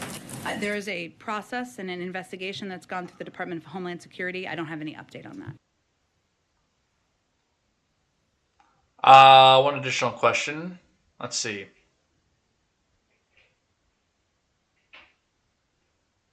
Ducey goes on. Biden said that they're whipping people, which would be a criminal offense, and they've been told that they're not going to be criminally charged. The president said that they were whipping people, which would be a criminal offense, and they've been told they're not going to be criminally charged. And there was an investigation into that, and I'll let the Department of Homeland Security announce any conclusion of that investigation.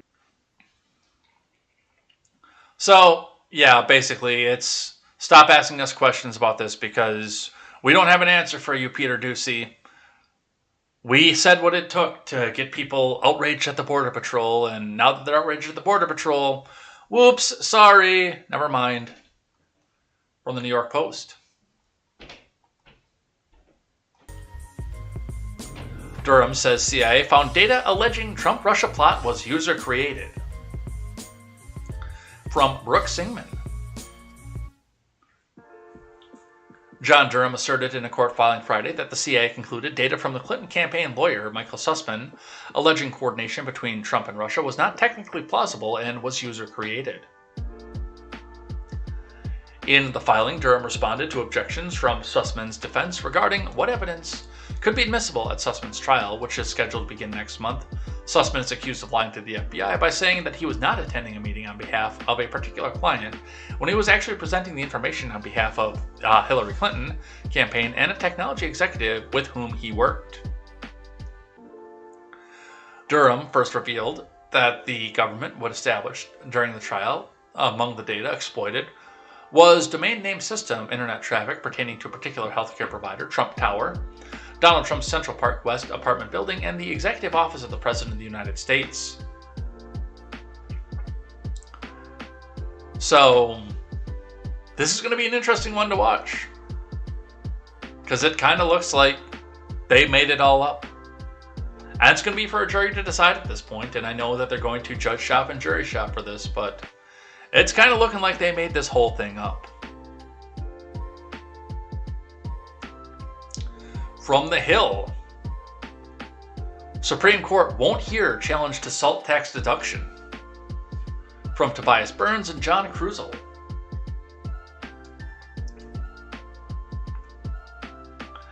The Supreme Court on Monday declined to review a challenge to the $10,000 ceiling imposed on state and local tax deduction, one of the most controversial provisions of the 2017 tax bill ushered into law by President Trump and a GOP Congress.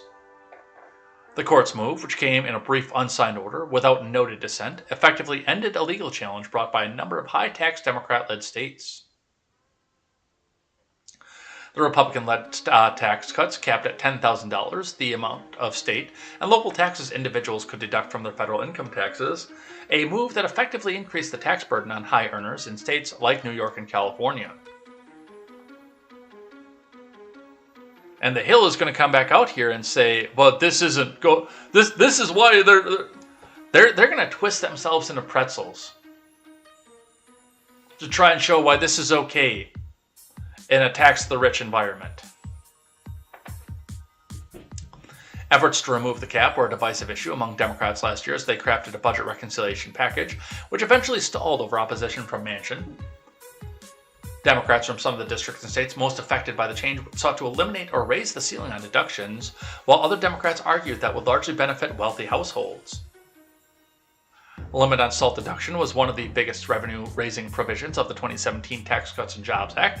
It was needed to offset tax cuts in order to meet the White House reconciliation requirement that the legislation contribute no more than $1.5 trillion to the federal deficit over the 10-year budget window. In response, 4 states, New York, Connecticut, Maryland, and New Jersey, brought legal challenges in 2018 claiming the tax deduction cap amounted to congressional overreach and an infringement of states' rights. No, that's the federal taxation. That is not states' rights.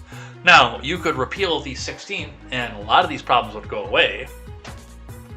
But Yeah, they're not going to go into any rational solution off of this. This is hilarious.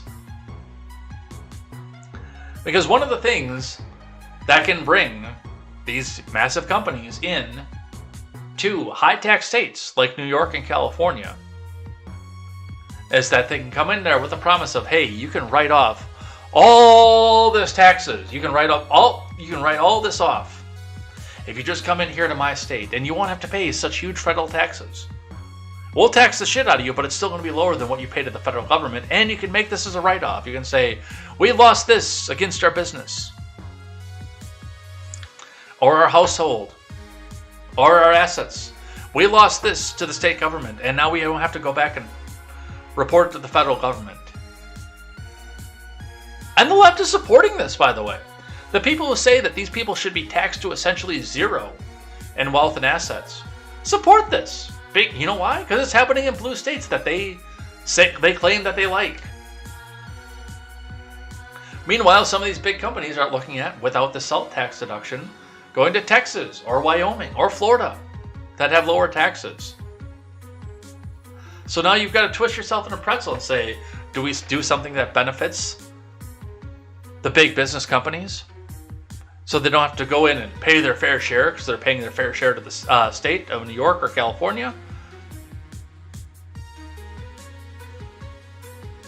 Or do we admit that we're full of shit?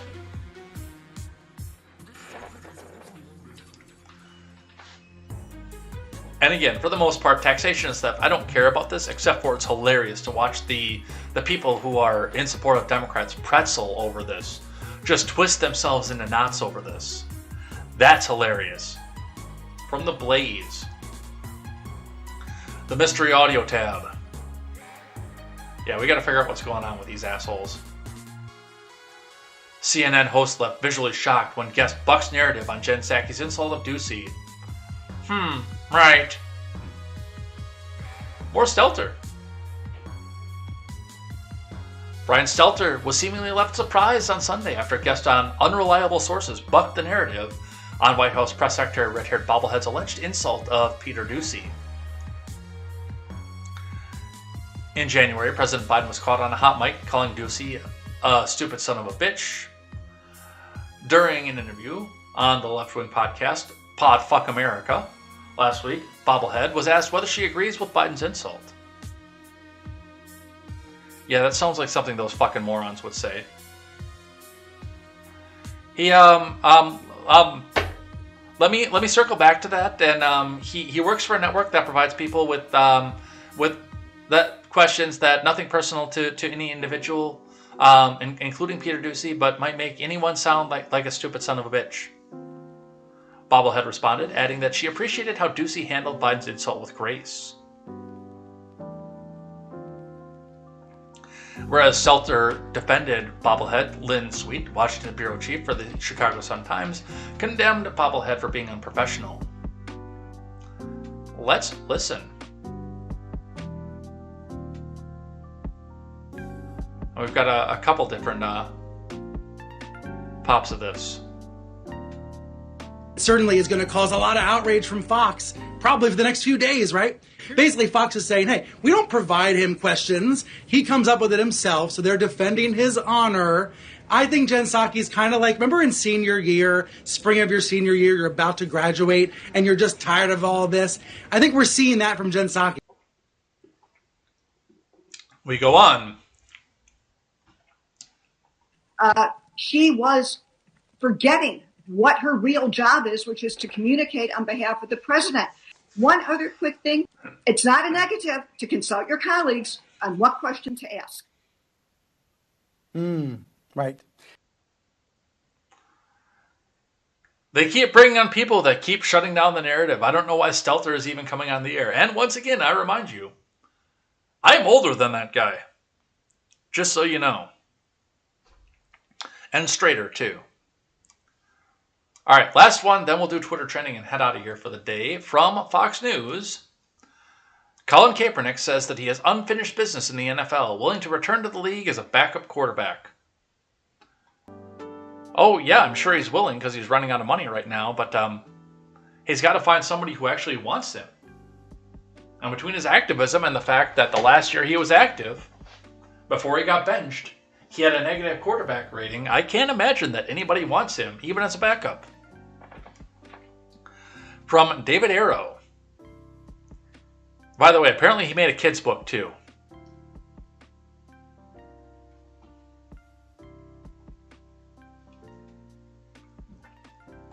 Colin Kaepernick is still working out in the hopes of getting back onto an NFL team.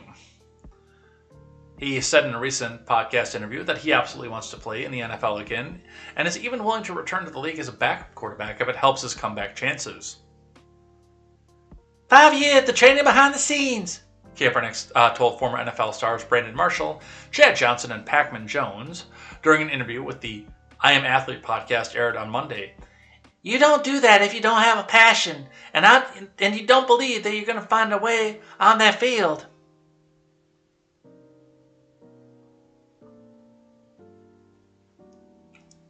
I know I have to find my way back in, so yeah, if I had to come in as backup, that's fine, he said. But that's not where I'm staying, and when I prove that I'm a starter, I want to be able to step onto the field as such. I just need the opportunity to walk through that door. Let me throw some statistics at you here.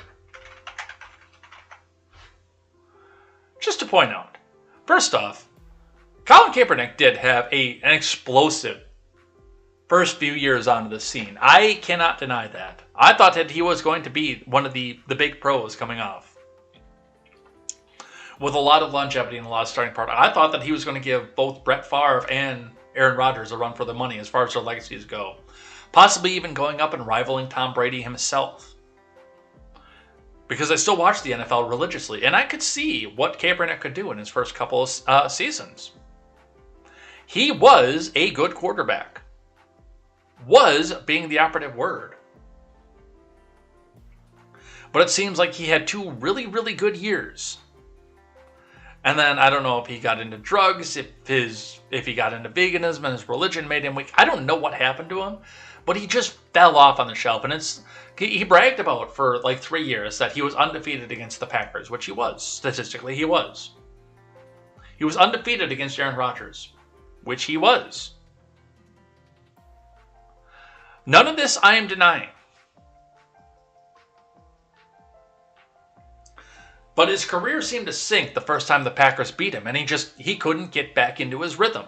He couldn't do it ever again.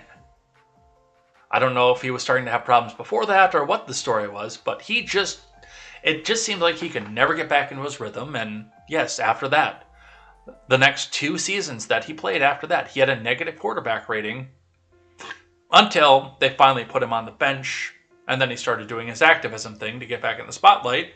So he could say racism for putting him on the bench, and, now he's working at the drive-thru at a McDonald's. I don't know if he's actually doing that or not, but he's got to do something for money here. But something else to point out with this. For the last 2 active seasons that Colin Kaepernick was on the field, he had a negative quarterback rating. He was also born on November 3rd, 1987, which means he is 34 years old. To come back in after not playing for 5 years at all, to come back and expect to be a starting quarterback, knowing that he'll be 35 this year. He's the same age as my sister. He's middle-aged. Out of practice. I can't think of a single owner that would even want him as backup, unless they needed to have a sideshow.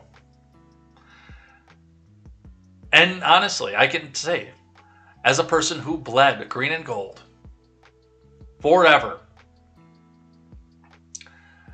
and a person who was Mr. NFL forever, who got up on Sunday, went to church if he went to church that week, got home and turned on Fox Sports and watched whatever the noon game was, and then the 3 o'clock game, and then the Sunday night game, and then hoped to get home in time from work to go watch the Monday night game and the Thursday night game, who watched every single game, paid attention to every single statistic,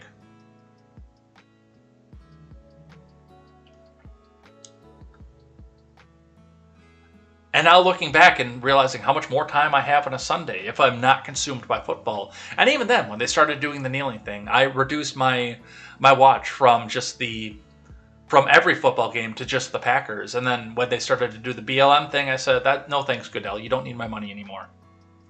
Plain and simple. You just don't need it anymore. You don't need me to watch your advertisements. You don't need me to watch your football games. I'm sure you've got a number of different people off there. I didn't even watch the Super Bowl for the last 2 years. Because I don't need a political lesson while I'm doing my enjoyment time. I don't need that political lesson. And if you put Kaepernick up there to go kneel and tell everybody how systemically racist everything is and how Jacob Blake did nothing wrong, you're going to breed a lot more people like me who were once NFL fans, the way that I used to be, who are going to look at this and say, no thanks, I don't need a political lesson. Fuck you. Hey, look at all that I can do on a Sunday if I'm not sitting glued in front of the TV. Hey, honey, you want to go to brunch? So that's what I see off of that. That's the way that I look at that. And I don't think they're even going to pull him as a backup. I really don't. But with that, the last thing that we do on Tuesday is Twitter trending, and we head out of here. So let's go find the Explore page, and let's head over and see what is trending right now. I love seeing the advertisement pop up over here because I use the ad blocker and then seeing it disappear. Like it pops up, the code is there long enough to have the advertisement pop up, and it's like, boo, gone. That's right. I'm not going to see your ad. Let's get live chat back up here too.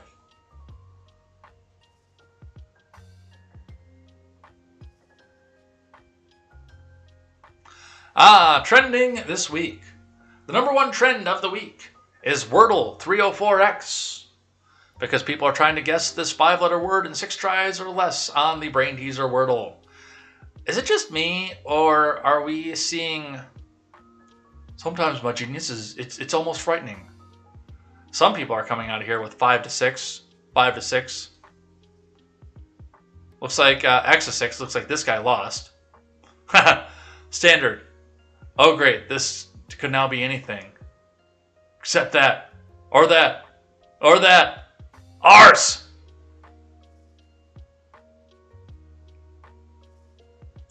Yeah, it looks like a lot of people lost today's Wordle. I see it. What is it now? They've got Quadrille? Quirtle? Whatever the hell it is, where they do 4 Wordles in a row. Or now they've got Hurdle, where they do songs and everything. It's a little crazy. What's going on with that and how this format took off. It's like the Merge mobile games format from a few years ago. Oh, Jesus Christ. Readers react to a Newsweek article which describes the phrase dark MAGA as a post-alt-right aesthetic that promotes an authoritarian version of Trump. Guess what just made the stack for tomorrow? We'll read that tomorrow.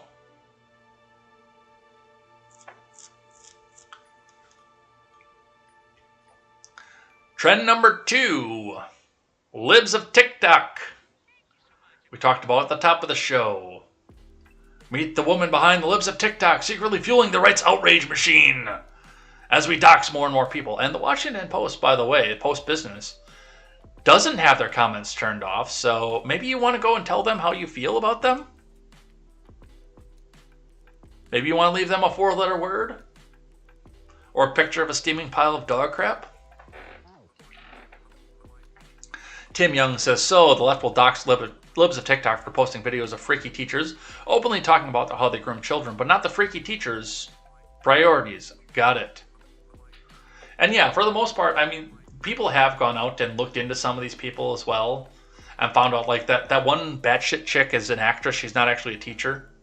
And they've gone out and looked at some of these people, but for the most part, what Libs of TikTok does is just puts the rants out there and whatever their TikTok screen name is, and it happens to be what the person's name is. They're not doxing. They're just pointing this back out.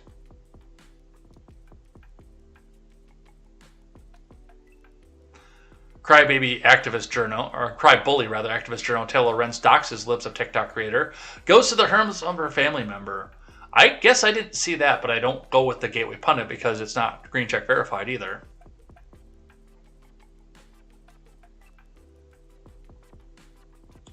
But yes, that is our trend on Libs of TikTok. Number 3. Xenoblade Chronicles 3. I've never played Xenoblade. We've listened to some of the music on Xenoblade from the Video Game Study Lounge, but I've never played it.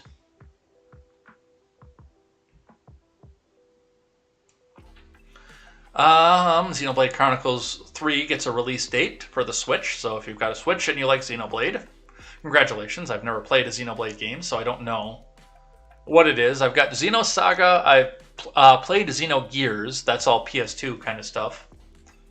But again, most of my gaming is on PC now, so... But if you are into Xenoblade, it's coming. I kind of want to get a Wii U or a Switch, because I found a Let's Play of Hyrule Warriors, and I want to try that. Or Dynasty Warriors, even, for that matter. Because that looks like a fun format and a fun game.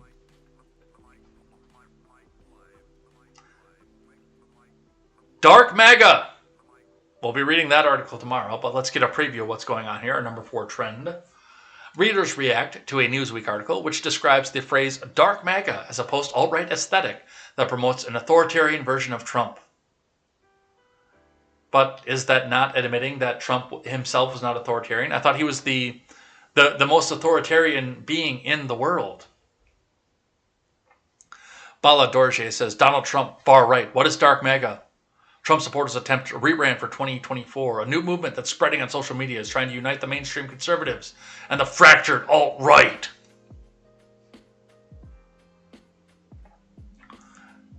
Dark MAGA supporters are calling for a ruthless, unforgiving version of Trump to take revenge on his political enemies in the 2024 election. I haven't seen a group of people so mad about losing since they lost the Civil War and had to stop owning black people. You know, like the Dems. I would be very careful stepping around that, especially since the next thing you put on there is hashtag DemVoice. In fact, this might have to get commented.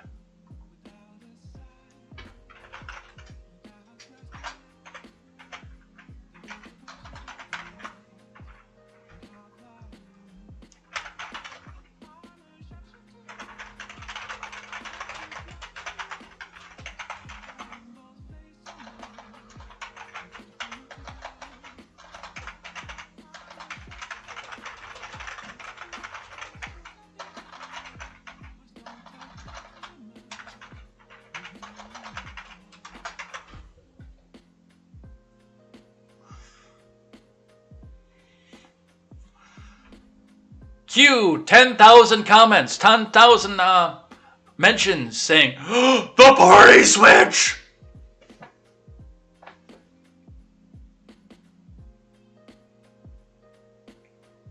Enoch says, Dark MAGA sounds like Yu-Gi-Oh! Or Pokemon or something.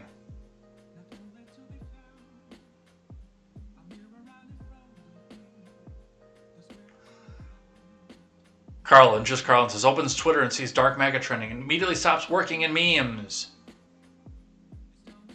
Arvolt, you can't use that one anymore because somebody beat you to it. But, well, enjoy. And Politibunny, Dark MAGA, holy shit. Rolling on the floor laughing. There'll be a secret password in a decoder ring.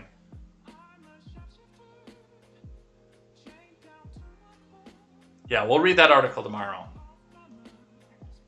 The number 5 trend is Tuesday Vibe. We skipped those. So number 6 is Daily Quirtle 85. People attempt to guess 4 5-letter words at once in Quirtle, which is a take on the viral brain teaser Wordle.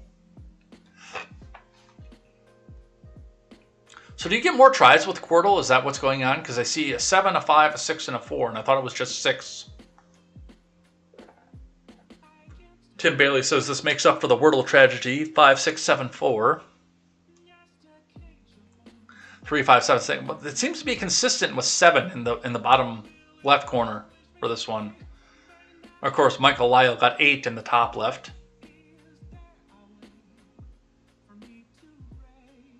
Interesting. All right. And that is our 5 top Twitter trends of the day. We're done.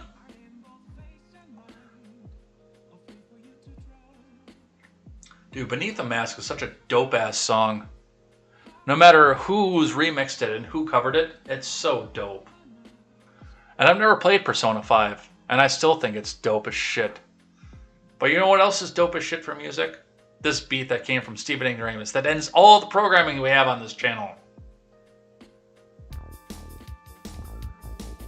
So, with that, we're heading out of here for the day. Thanks everybody who came by, chatted in the live chat, came and hung out, came and told us what you thought, what you felt, and how we feel about this. Join us here tomorrow as we talk about Dark Mega.